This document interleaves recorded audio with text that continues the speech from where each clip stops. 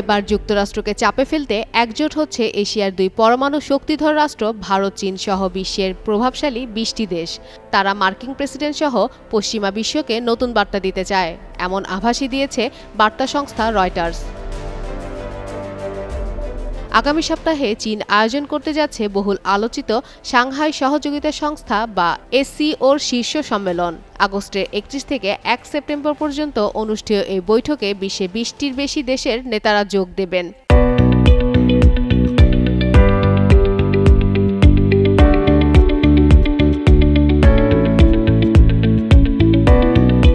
সবচেয়ে বেশি নজর থাকবে চীনের প্রেসিডেন্ট শি জিনপিং, রাশিয়ার প্রেসিডেন্ট ভ্লাদিমির পুতিন এবং ভারতের প্রধানমন্ত্রী নরেন্দ্র মোদির ওপর। ৭ বছরের মধ্যে এটাই মোদির প্রথম চীন সফর। ২০২০ সালের সীমান্ত সংঘর্ষের পর দুদেশের সম্পর্কে যে টানাপোড়েন তৈরি হয়েছে তা কমিয়ে আনতে এ সফরকে বড় সুযোগ হিসেবে দেখা হচ্ছে।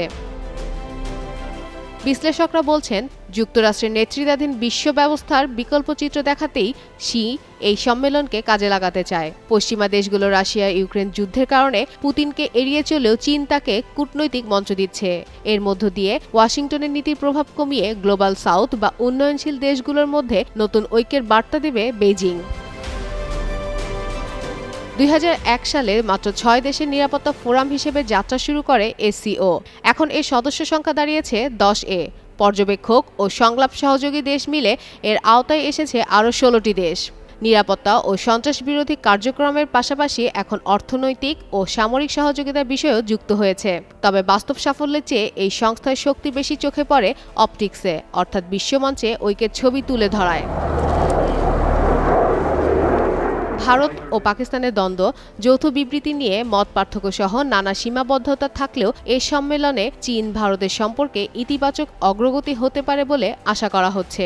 সীমান্তে সেনা সরানো, বাণিজ্য ও ভিসা সহজীকরণ, জলবায়ু খাতে সহযোগিতা ইত্যাদি বিষয়ে আলোচনা এগোতে পারে।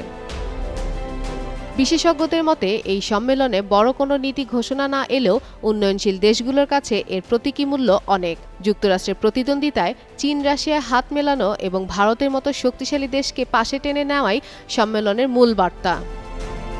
ফাতেমা ফাতেজান, যুগান্তর নিউজ।